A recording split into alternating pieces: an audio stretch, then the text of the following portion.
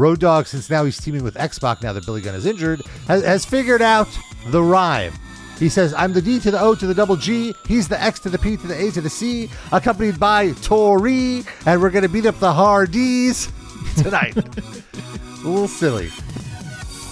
Raw is in the second city, and the crowd is hot.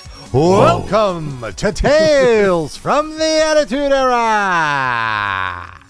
Welcome. It's Rob here as always, joined by my co-host, the great Tommy Blacha, former writer for WWE during this era, where we are reviewing episode by episode Tommy's work, his contribution to the lore of WWE during arguably their most successful period.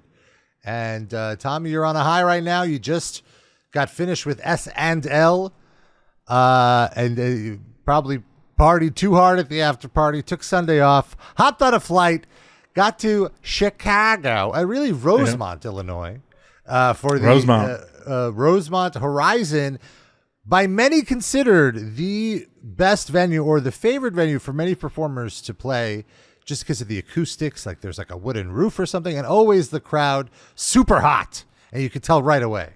Yeah, it's a weird little arena, not little by any means, out by the airport that always serviced that like secondary, like the United Center, which I went to the very first event at the Chicago United Center ever. Can you tell me what that was? It was SummerSlam. Damn you. Main event? I'll tell you this. I'll give you a clue. Was it Undertaker? It was Undertaker. All right, there we go. Which was not the highlight of the show. The highlight of the show was Bret Hart versus Owen Hart. Oh, that's my favorite cage match. Yeah. What I love about that cage match that I've never seen in any other cage match before is when the bell rings, both try to escape the cage right away, or Owen tries to escape right away, and it's like, yeah, why doesn't everyone do this? Why? Yeah. Especially with the rules that WWE had. Yeah, I love that match. And there was a couple just live too, because I was in the cheap seats, and there's nothing like seeing that. You really, I'm always was an advocate, like cut to like wide shots, because especially that spectacle of like he's getting out over, oh, I got his trunks, like all that stuff works in the whole expanse of the arena, and especially like in the cheap seats. So that was fun. I have to tell one short story from that because it was sure. So it was the first event ever at the United Center. This is SummerSlam '94, by the way. And they're working out the bugs, right, of certain things. And they used to have these beer guys that had like, they wore them, it was like Miller, and they had like jumpsuits on, and they had these like backpacks. And the backpacks were like a keg, but not a real keg, but like an apparatus. A cooler. It was, yeah. Oh, no, it was a keg, so they were doing like... Yeah, they had a backpack with a cylinder, put it that way, Okay. And then they had... almost like a jetpack. They had cups in like a belt thing, and then they had a nozzle, right? So they could like give you draft beer at your seat. Oh, that's crazy. They don't do that. Oh, it was amazing. Yeah. We were leaving, and there was some guy, one of the beer salesmen. He was so inebriated, and he was like, and people were like, and he was like staggering,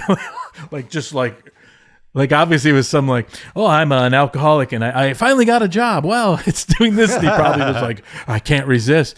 He was staggering, stumbling drunk, and people were leaving like, oh my God. I mean, he could hardly stand. It was quite a sight. I guess that's probably why they don't, because I feel like with those vendors, they essentially have to prepay for all of the items. Like now vendors have everything prepackaged, like if they're coming up and down the stairs.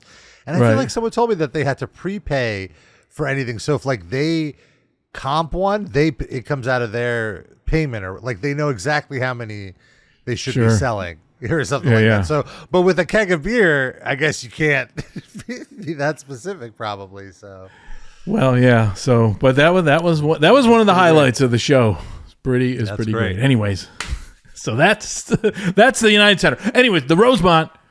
It's an arena out by the airport, but it's always funny because it's patina, if you will, was always like the Chicago Wolves play there. Oh, the other hockey team. Oh, the indoor soccer league, the arena football league. That was always it wasn't really, it was kind of the suburbs. And It's by Cicero and Rosemont, which were like kind of like what should I put, criminal founded cities. And in fact, I went to a bar with the Godfather after this show to Rosemont. The Stay Out, was it the Stay Out or the Stay Up Lounge? Closed, open 23 hours. So there's bars in Rosemont that are open 23 hours. They kind of like close to clean or whatever, which is kind of amazing. Yeah. It's where, and Cicero, it's where Capone and everyone said, like, why do we deal with Chicago? Let's just, how about this city? It's just openly like, yeah, we just founded and ran these cities. So very good for, wrestling and legacy. Everyone always talked, the Rosemont, just a nondescript arena that sounded great. You're right. Maybe it did have some kind of wood roof or something, but it was like everyone's favorite. I believe it is now called the Allstate Arena. Boo. Boo, gross. But yeah, we're 2 weeks out from Boo SummerSlam. AI. Also, I briefly want to talk about, I was looking at the Observer, the Wrestling Observer, Dave Meltzer's publication, just to kind of see what's going on. He had heaps of praise for the SNL with The Rock. He thought it went well, and as we talked about last week, huge ratings. This episode of Raw also does really good ratings. But one thing he mentioned is around this time, there's a lot of controversy about Beyond the Mat. Mainly, WWE is getting some bad press over the scenes with Mick Foley, where it's from the previous year's Royal Rumble, which, to be fair, is before you were in the company, where The Rock gave Mick Foley 16 unprotected chair shots to the head. And his family was in the front row watching and kind of bawling, crying. And so the movie comes, and also when Vince originally agreed to do the movie or to allow the cameras to be backstage for WWE, it was when WWE was a clear number 2. And so they could use all the publicity they can get. By the time the movie came out, they're a very clear number 1. And Vince's take is kind of like, they're kind of exploiting our copyright or whatever, even though he signed off on the rights. And he forbade USA Network from running or like he politely asked, I guess he doesn't have the power to forbid, but asked them not to run any ads for the movie, especially against Raw. And so the movie creators sued Vince. And do you have any takes here on like what was the backstage vibe to Beyond the Mat? Well, you got to understand something. It was here's one take. Vince kind of like, didn't like how it came out, like the wrestler, whatever, and then like, hey, movies can just disappear because no one cares. But this one was like, this one got some legs and it's big. That's great. You know what I mean? So what's the Italian phrase? There's a lot of contradictory feelings. Vince, as I know, is like, he's not mad that he's being sued. He's not like a lot of people were like, we're going to be sued. It's like, great. His quote is, if I'm not being sued, I'm not doing my job. So all this generates controversy, which is fine with wrestling. So there's more of I think a thing against Mick Foley for being like, okay, you got to do all this crazy stuff. You don't care about your body, but you're elevating stuff for everyone to have to do.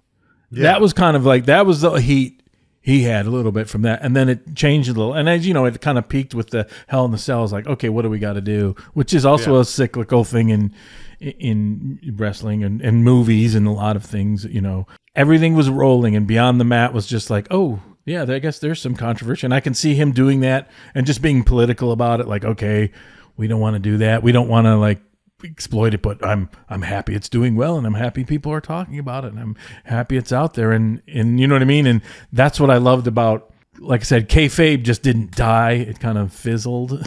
But in that era, there still was kayfabe where you could be like, oh God, what about this movie? Yes, it's a horrifying business, and there'll be a show this Friday at the Rosemont Arena. Vince publicly, he had to take on this viewpoint just because if he didn't, it would open up some new problems for WWE. Exactly. He's funny because I don't think he has like opinions that are like, if he misunderstood, like, oh God, this documentary, I think in his mind he probably would have went, how about a documentary how great everything is? Like, well, no, you know what I mean? It would suck or whatever. So the controversy, I don't like that. They're doing this horrible take on it, and you're like, oh, you know what, this movie's being very well received. Well, great, let's deal with the controversy. He loves shit that's broken, he loves shit that's controversial, so, and he's gonna hold his cards to his vest. So it's like, does he have a real opinion? I don't know. You know what I mean? the popularity is the opinion. So, It's so does that make sense? Yeah, I know. It's funny you say that about Vince, how he like, oh, it should be about something fun. I just saw an anecdote that Freddie Prinze Jr. Shared because he was on the writing staff for a while, about 10 years ago. And he was saying he was on the flight, the WWE, charter. Right. And he's sitting there after a Raw or a pay-per-view, and he's watching a Richard Pryor special. And Vince comes up to him and he's like, what are you watching? I don't even he didn't even know who Richard Pryor was.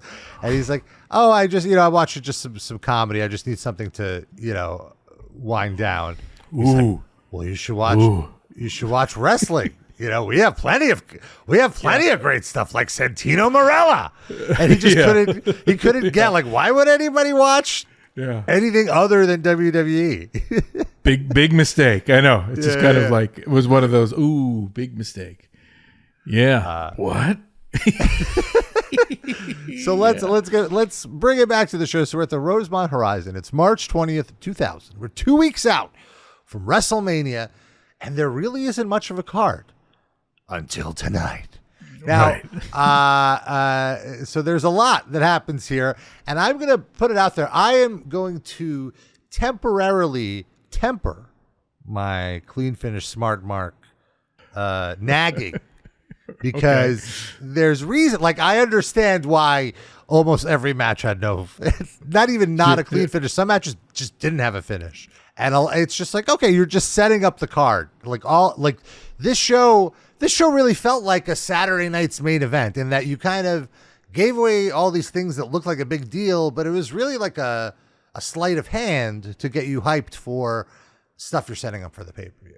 Sure. Yeah. So the show starts with Michael Cole backstage with Vince McMahon, who's with the Stooges. They're back on TV, bless their hearts, Patterson and Briscoe. Cole asks McMahon if the rumors are true that Vince has a big announcement tonight. Gerald can't keep his excitement. Tell him about the tag team elimination tournament, Mr. McMahon. And tag teams compete all night. So it's a bunch of tag matches, and the winning teams advance to a battle royal to determine the number one contenders for the tag team titles, which are the Dudleys titles. And then Patterson says he has one more big announcement he should tell the fans. Vince said this is a big match announcement that will rock the Federation to its core. And then Cole says, "Oh, good." No, I just crack up at the just thinking back and day, running the production meetings. Just sometimes you just, and this is something you wouldn't say to Vince, but you'd be like, "Oh, I can't believe so." Michael Cole says, "Is it true about the rumors of a big announcement?" I don't know. Just working wrestling behind the scenes, that alone just cracks me up for just just that at this point in the 100-year I heard a rumor there's going to be a big announcement. Well, I don't know. Stick around.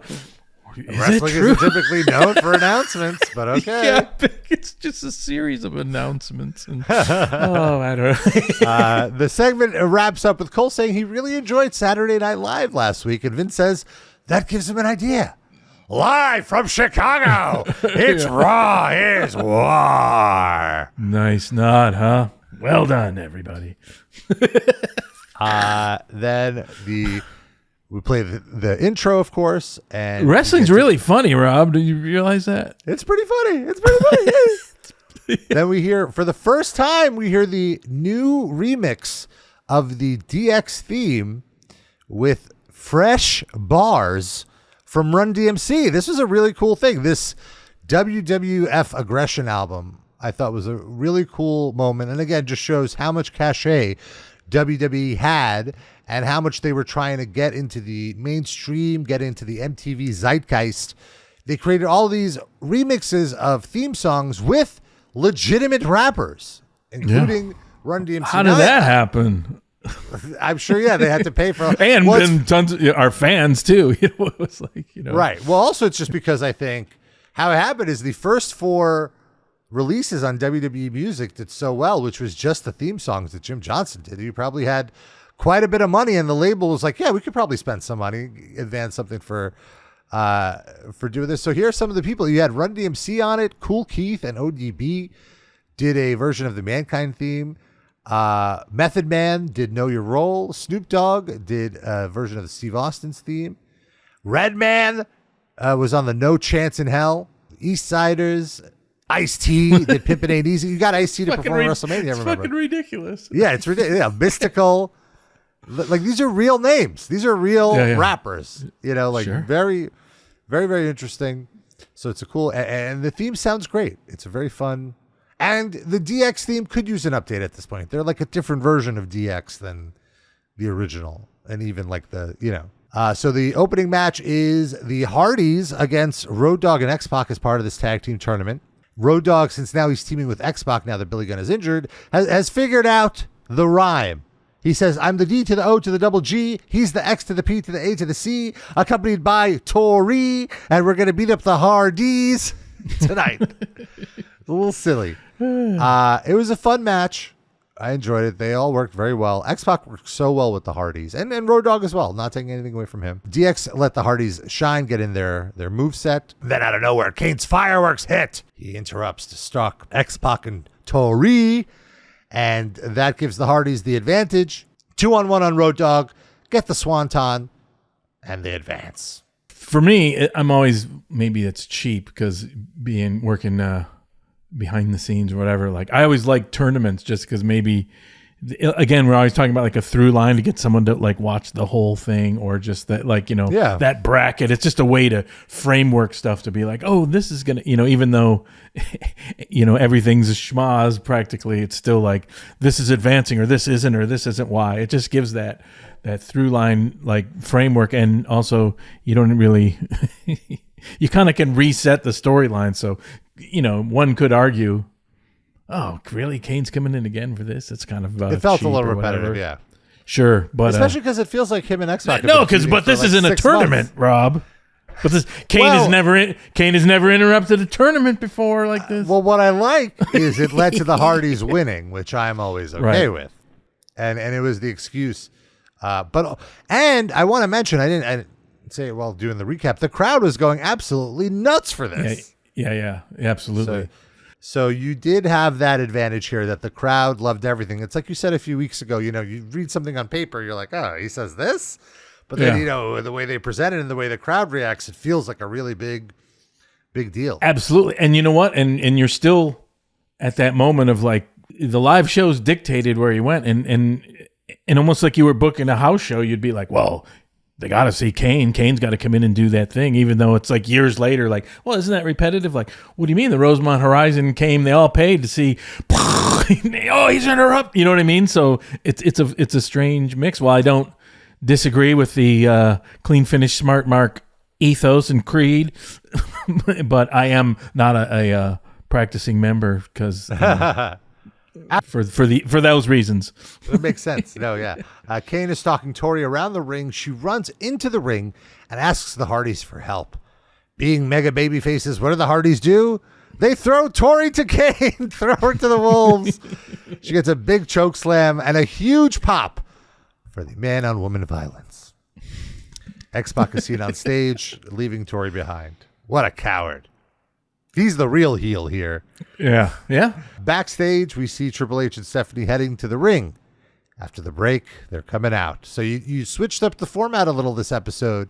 Didn't start with the long 20-minute promo. Started with a quick tease from Vince and then get right to a match. And then you do the 20-minute promo.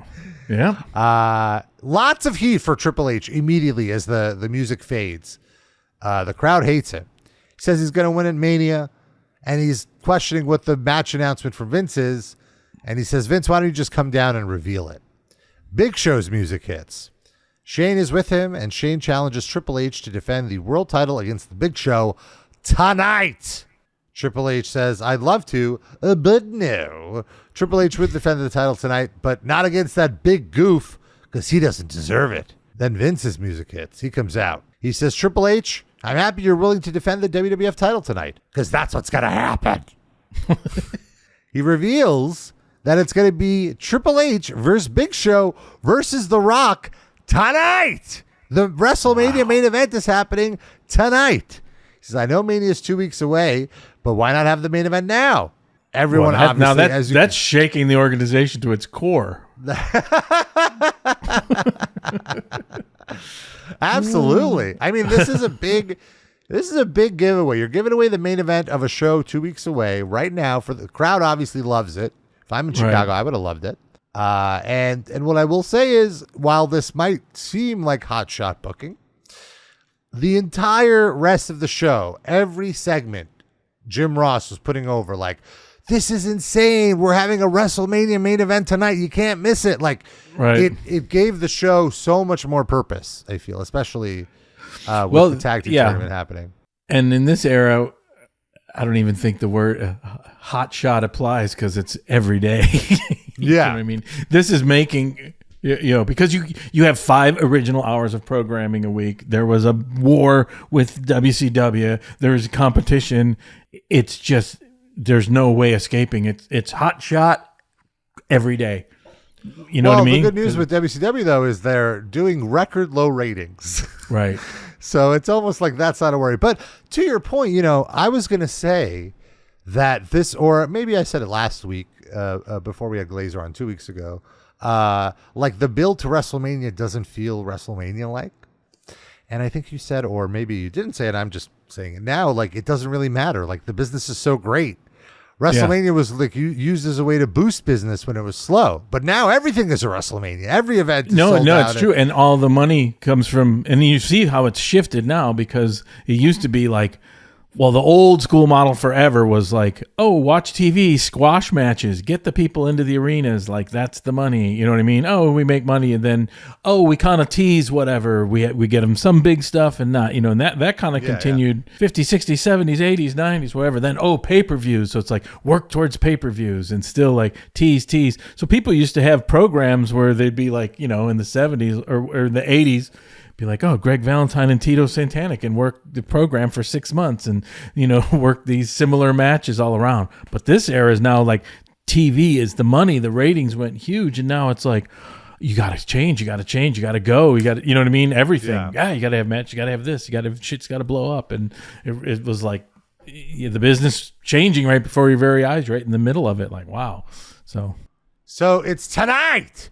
Triple H says, fine, he'll take on the match, but under one condition, we never have this match again. No rematch, not at WrestleMania, not anywhere. And then you have a deal. And so it's like, what? Now we don't have a WrestleMania main event? What's going on? How could this be? Vince said, and then this part from Vince, like, I have to go back and watch it again because it almost confused me in a way. He says, I want you to take those lips and pucker them up. I don't want you to kiss my daughter, because frankly, that would make me puke.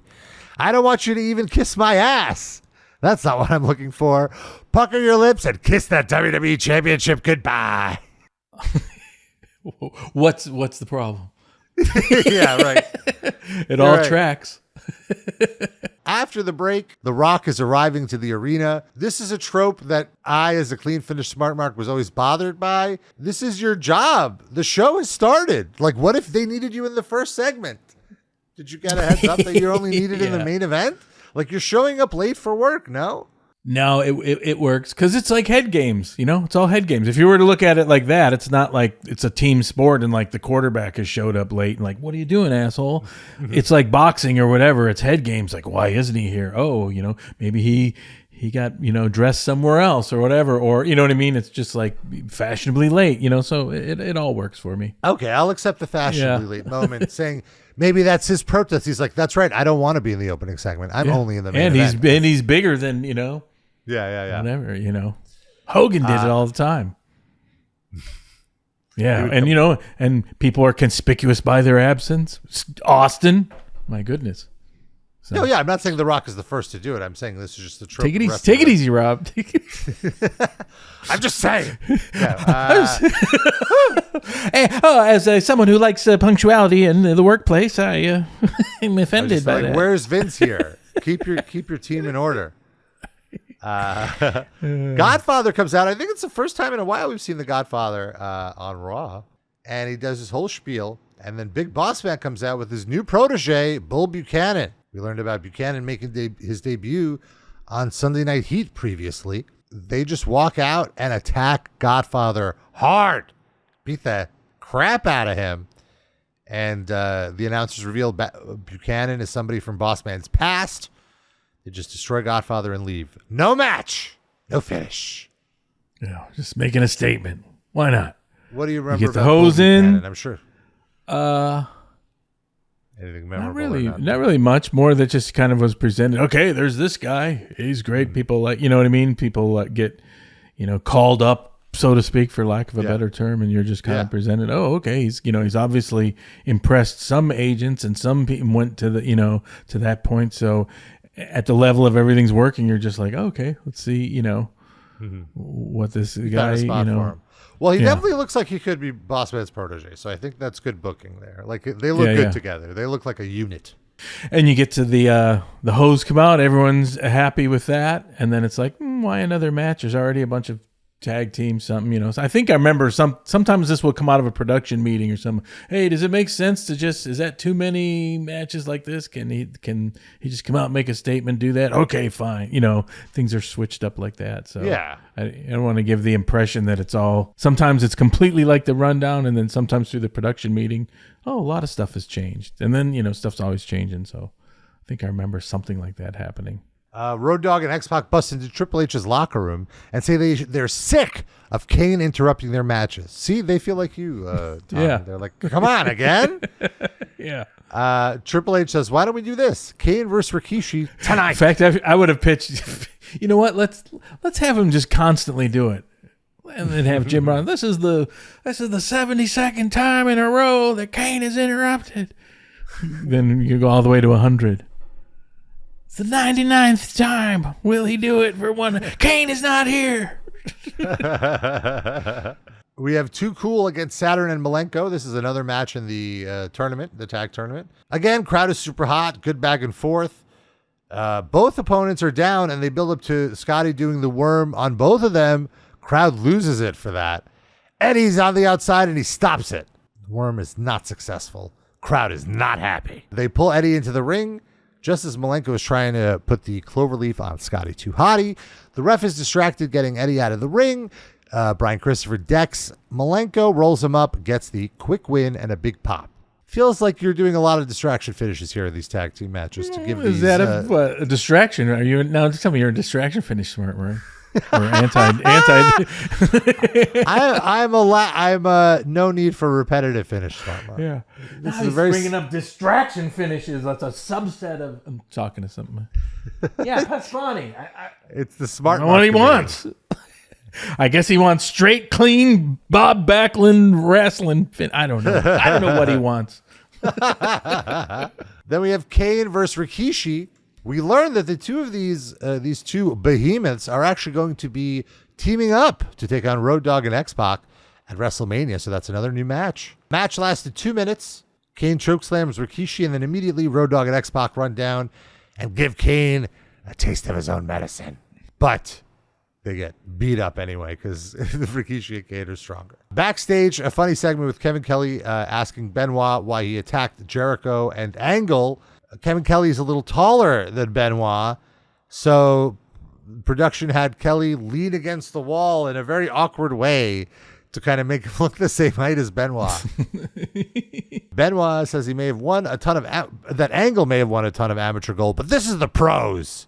That was one of Vince's pet peeves, that height thing. I remember he got pissed at me once because I did a thing where like Big Show was sitting and Jericho was talking, even though he's massive, and he's like, damn it, you got to have him show that height difference. And like, but it was like a good segment that everyone liked, or some locker room thing, but it was like that. Oh, so it was like, just do it. It's fine.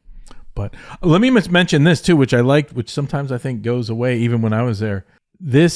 All the people in the arena saw all the footage, the in-between things, up on the screen. So they could follow the whole thing. Sometimes some shows didn't have that, or if it was a SmackDown, it would really kind of leak into the stop-start nature of going to the live show, And I think constantly having to do backstage stuff?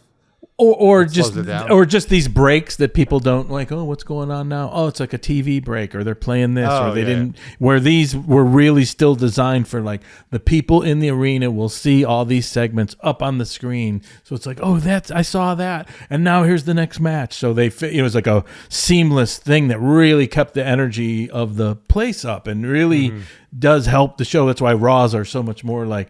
Oh, they have to be laid out live like that, where sometimes the SmackDown's got like, oh, we're going to play this, and people are like, oh, there's a big break in between now, and it just was kind of like funky. But I remember this show specifically, and I think that attributes to why this crowd was so hot all the way through. That's a good point. Yeah, and all the backstage segments do, like you're saying, there's purpose to them. Yeah, and it's fun when you're in the arena and you see that massive screen, and then like, oh, there's Rikishi saying something, and then and here's a match. You feel like it's all for you, designed for you as it was, and sometimes absolutely. You don't feel that now.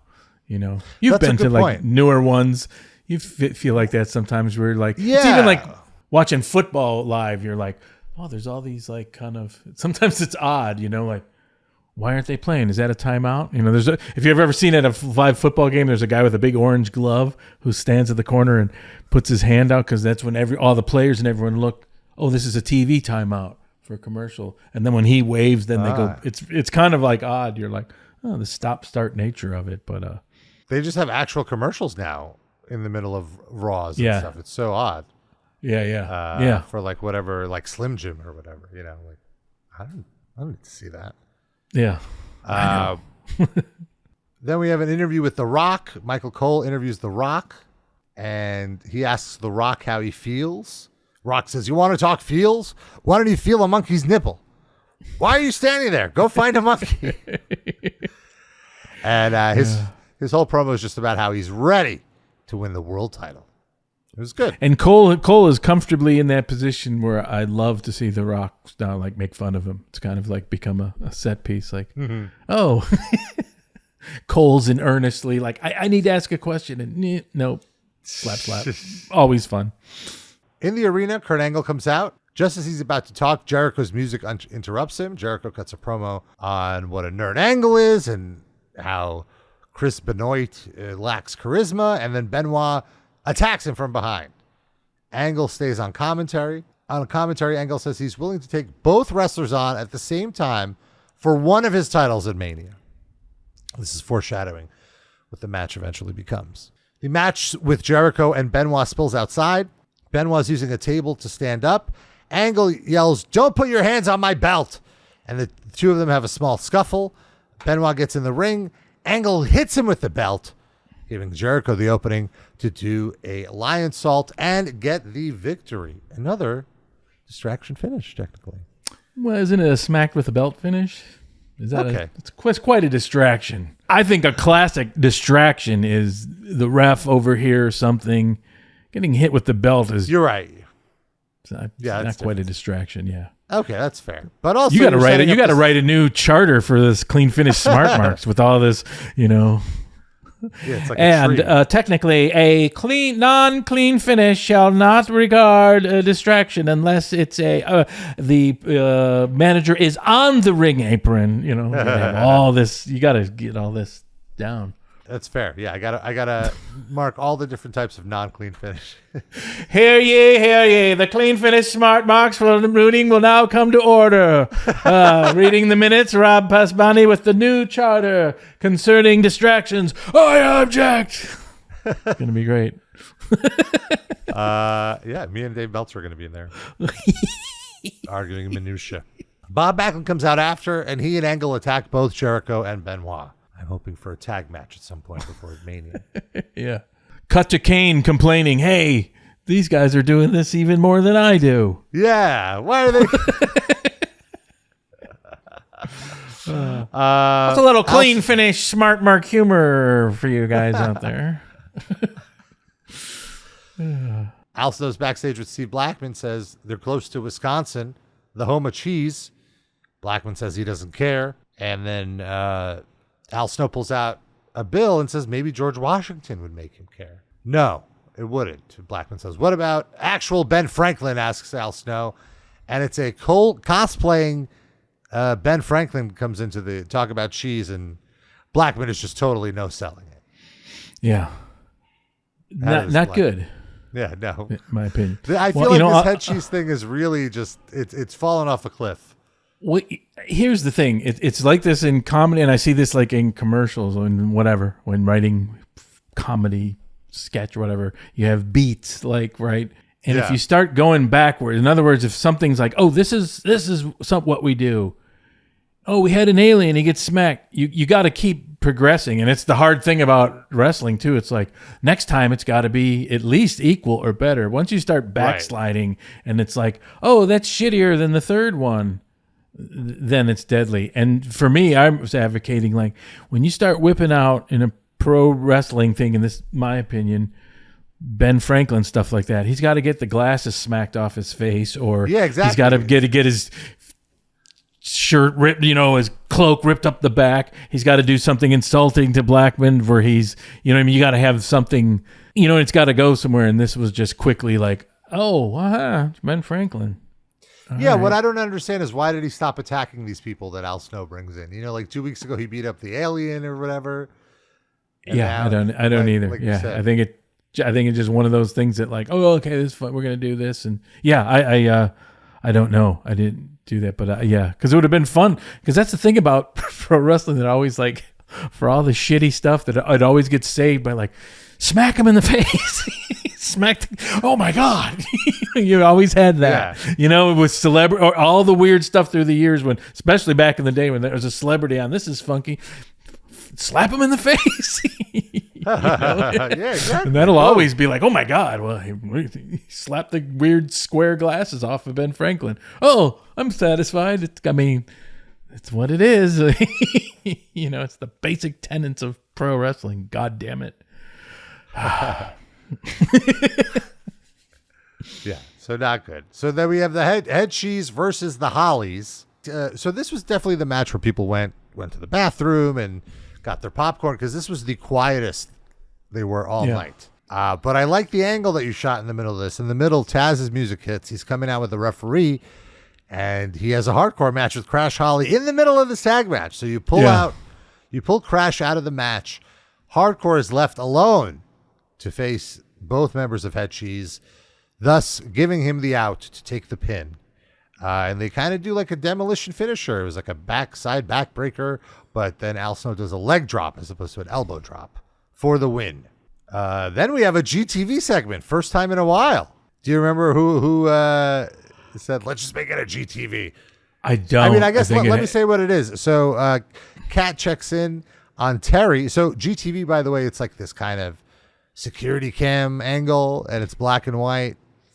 And we talked extensively how weird it was, and just cut this if I'm belaboring the point, where the secret camera would reveal information, but organically it just evolved in wrestling where people would just say stuff to an existing camera. So it became this weird meld of like, are we in a movie or is this being broadcast? And then sometimes information announcers would know, other wrestlers wouldn't know. And it's an odd thing that just kind of happened that sort of made GTV like, why have GTV when everything's kind of like that anyway? Yeah. Does that make sense? So Yeah. So this was odd. And so Kat checks in on Terry, asks her if she's okay. Terry says, yeah, I'm in pain, but not nearly the pain you must feel not being on TV anymore. And then she walks off, and it's like, oh, yeah, we haven't seen Kat in a while once China moved to Jericho. That's interesting. Right. And I guess you're. And there's no reason that couldn't have just been done. Like that segment, right? Just like that, without. Yeah, why couldn't it have just been done like if you want to say like they didn't know the cameras were there, it could have just been, like during that Rock segment, Rock walks off and the camera kind of follows him, and behind him is just Terry sitting there, and then Kat walks up to her, like something like that. Sure. Or to even uncomplicate it, just shoot it. Right. Yeah. Nobody's sitting there questioning. Yeah. You don't go out to the arena and like, hey, that didn't make sense because whatever. Yeah. We have Edge and Christian versus the Acolytes. Midian comes down at some point with a handmade shirt that says Acolytes plus Midian equal friends. Midian is holding a mop with a giant stick attached to it. I don't know if I like your tone there, Rob. It's called a mop. you sound vaguely like disgusted about mops or Midian. Just the whole thing. Your Midian comes down with a t-shirt. And then Bradshaw goes to whip Edge into the ropes. And so as Bradshaw whips Edge into the ropes, Midian winds up hoping to hit Edge, but he doesn't see that Edge reverses the Irish whip. Midian accidentally hits Bradshaw. Edge hits the spear, gets the quick win. As you can imagine, APA was not pleased with Midian. No. They beat him up after to get their heat back. This is, I want to argue, not a clean finish, but fine. This is the era. Not a clean finish, but also, just knew like, okay, Edge and Christian they're on. APA is so tough as shit that they never lose their heat, and they're happily relegated to, I wouldn't even say relegated, that's a bad word. More entertainment and beating people up, and Midian's their intern, so they could give a shit about their advancement in the tournament. They're going to have plenty of screen, so it all makes sense. Yeah, and the right team obviously won, since you're setting up them going to the iconic WrestleMania match.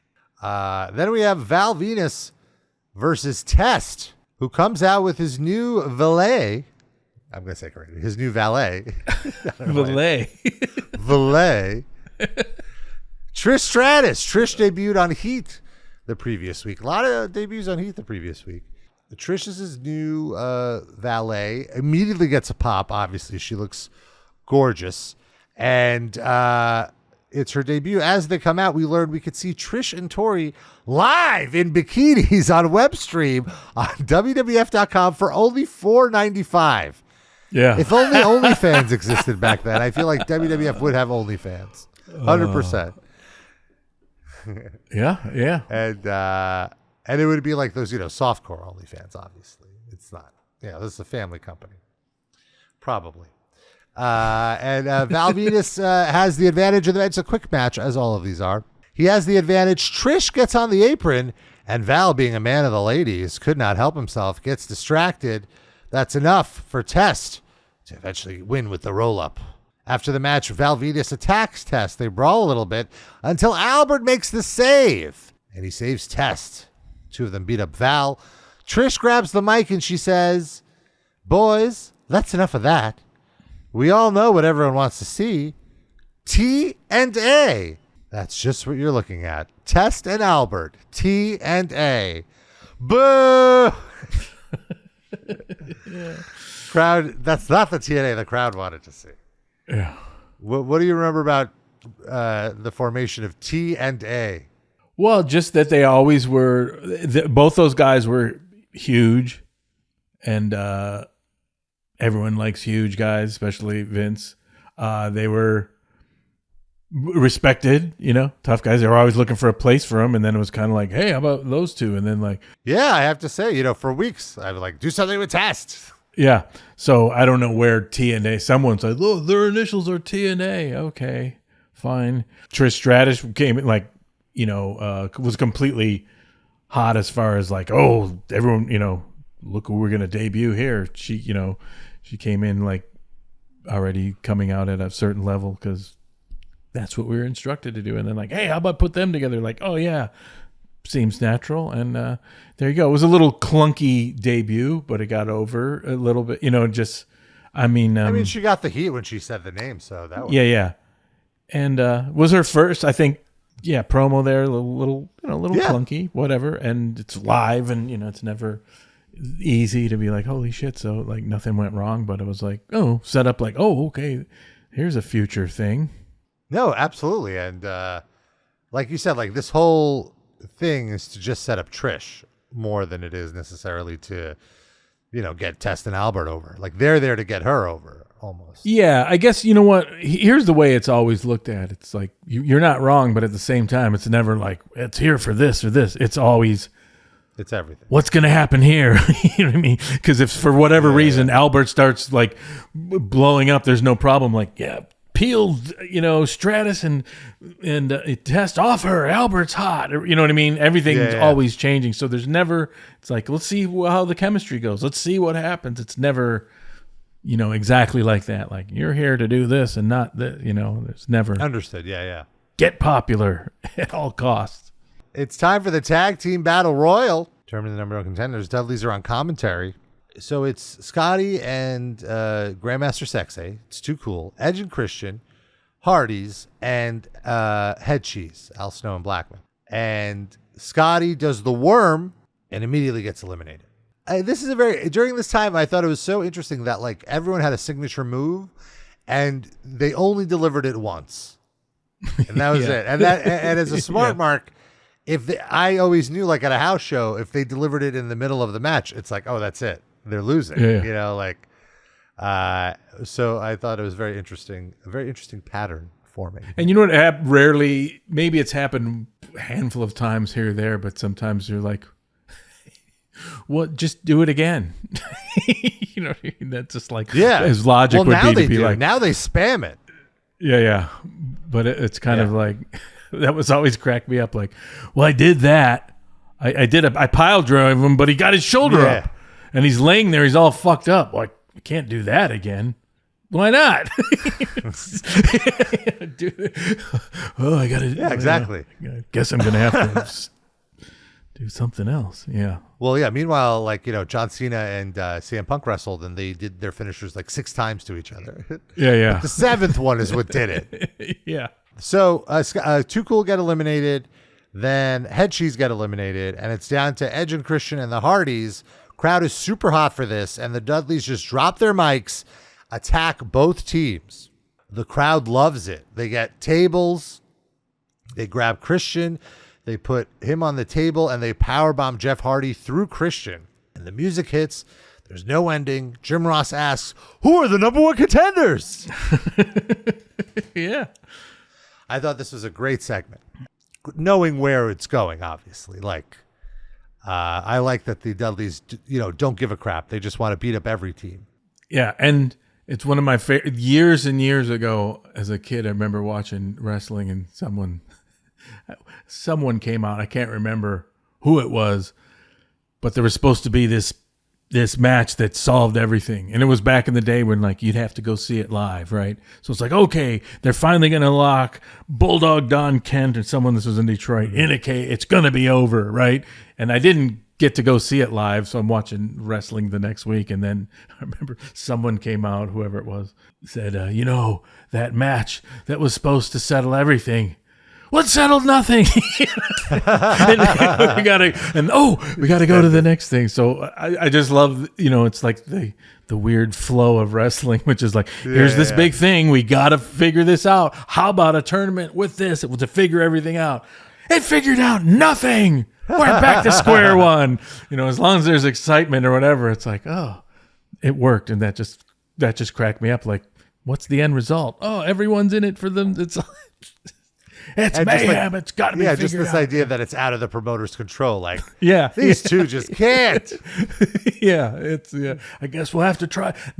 That's probably the whole reason we're going to have to put him in a cage.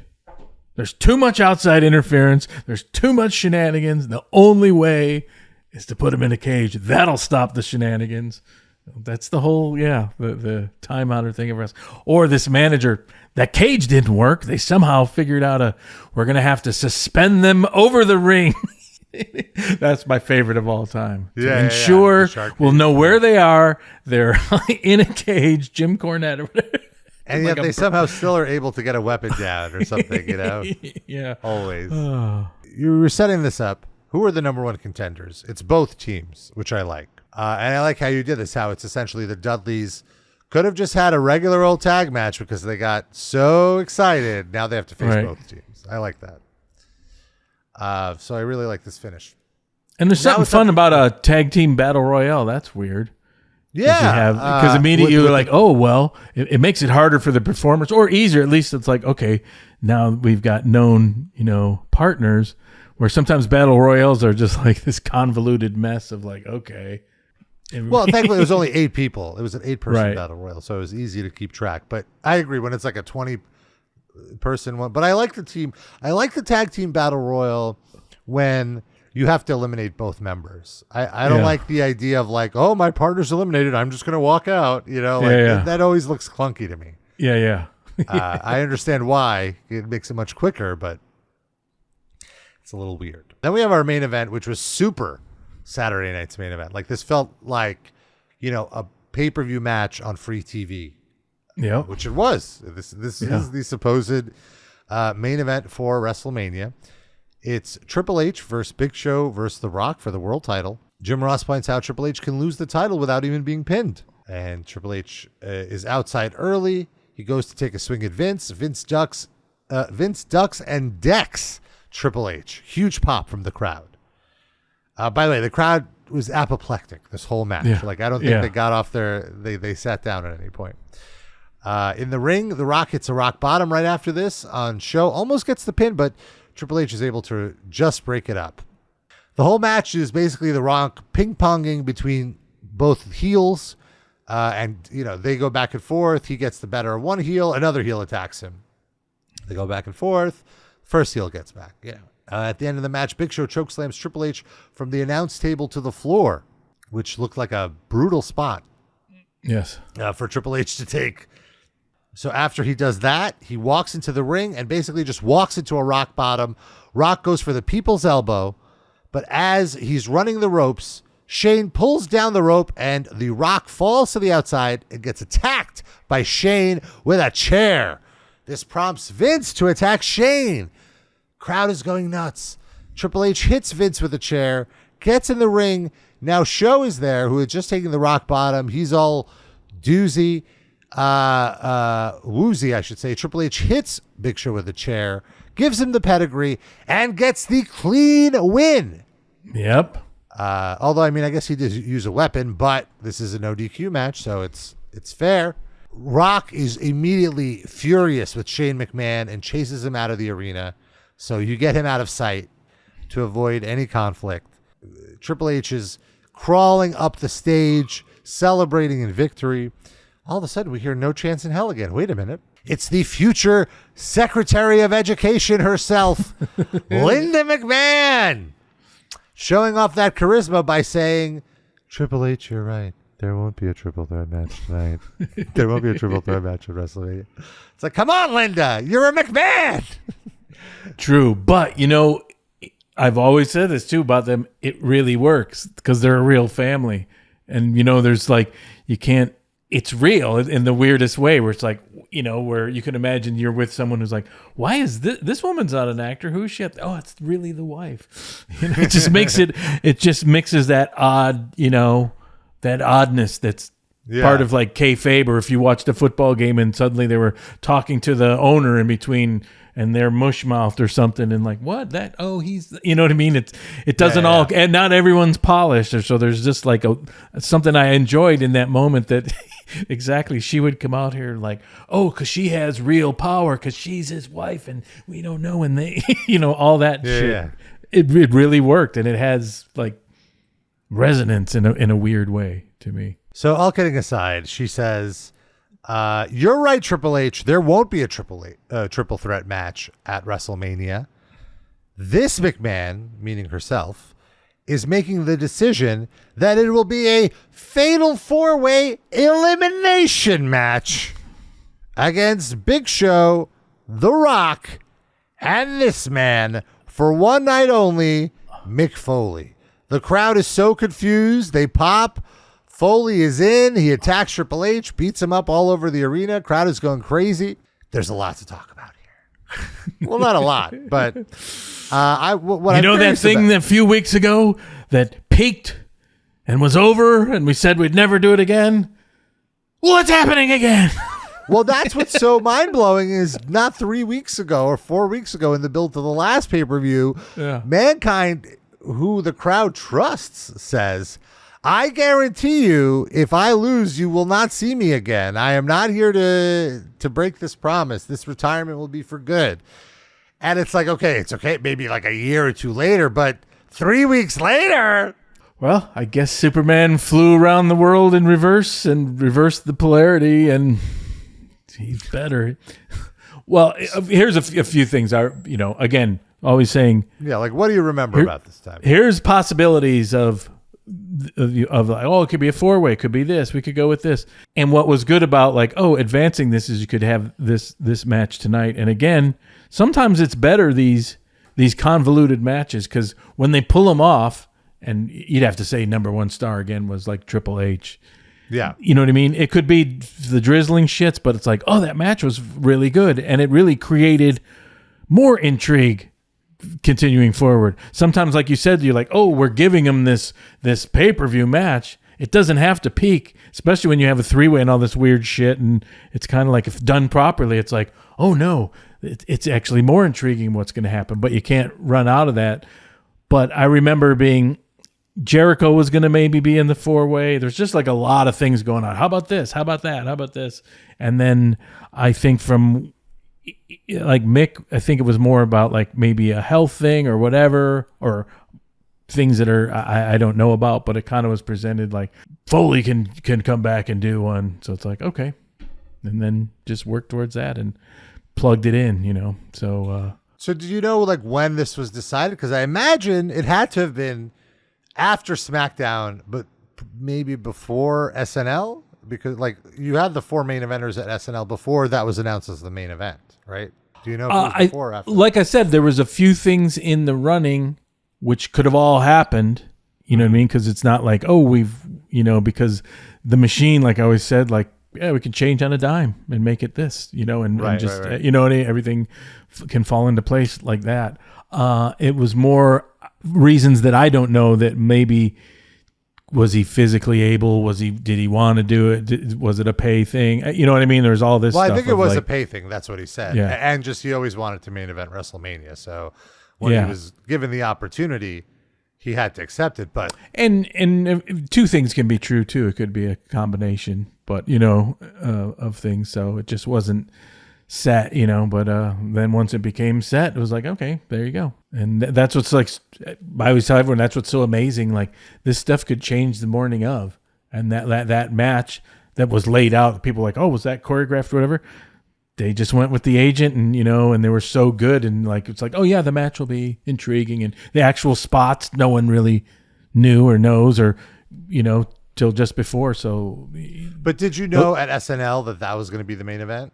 The 4 of them, or was it not yet decided until that month? No, like I said, there's always like okay, 3 to 5 things in the running. I knew it was like a possible one. So that Monday is when the decision was made. You're saying, locked in, essentially. I think so, but even that, that phrase "locked," put the padlock on it. Okay, but leave the hasp open. It's always that, always. So. And yeah, I do think by now you're probably have the card, because it's even like the Observer even had like a little preview of what the card should be. And you got to remember, sometimes even Vince would like, okay, that's what it's going to be, but I'm not going to tell anyone till later or whatever, So there's all those kind of shenanigans. So, believe it or not, even though it seems like in your mind or whatever, like that's the biggest priority, a lot of times it wasn't, because those players, it was more about like, okay, who's going to go over what they're negotiating between themselves, but they were all so good. You knew it was going to be good. So you kind of didn't have to worry about it a lot. You know what I mean? And really, as far as switching, like it's now this, if it would have been Jericho, it was more like, okay, give it to the announcers and the graphics will do it. It wasn't, does that make sense? It wasn't like as, I will say, as a fan, as a 16-year-old smart mark at the time, I vividly remember being confused. Like that was my reaction, because like I've said many times, Mankind was my favorite. I was very, very upset when he retired. Like it hit me like, oh shit, like this is it? Like we're not going to see him again? But then then I took him at his word, and then here he is 3 weeks later, and I'm like, hold on. You said, but dude, you're real. Mankind is not a carny. Like, and you lied to me. Let me back up for a second. Consider this the coming of age of Rob Pasbani, and let me go back to the phrase I think you just said in quote, I took him at his word. Rob, who did you take at his word? A professional wrestler.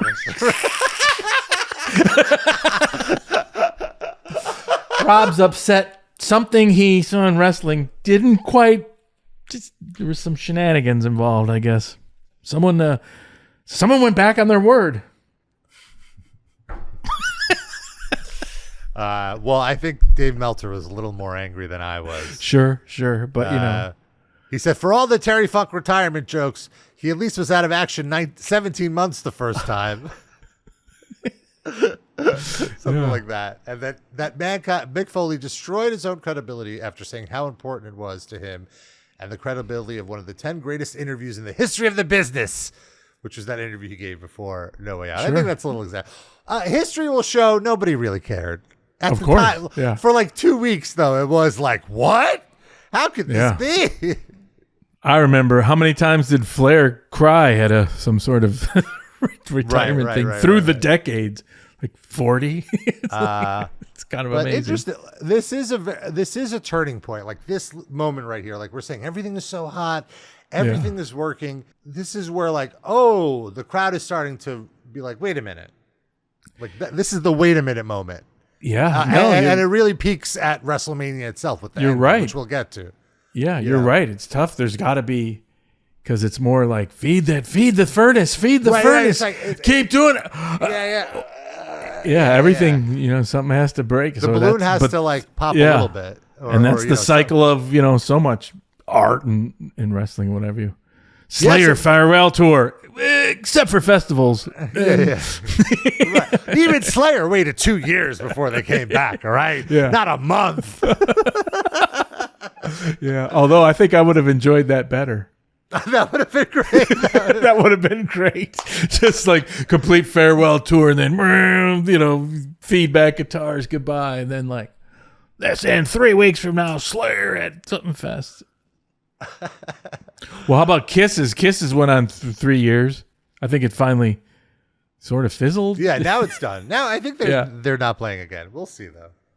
Yeah. Black Sabbath one seemed final because, he can't. Yeah, I just walk around. But we'll see.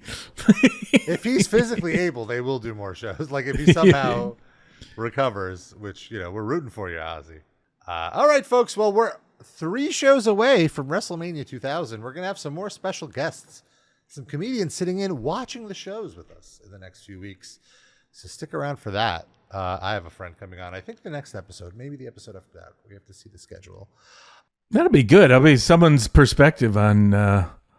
All this, because it really, I get a little I'll call it a friendly PTSD, because I don't want to say PTSD, but from watching these, now I feel like after watching this show, okay, if you were in the booking committee, what now?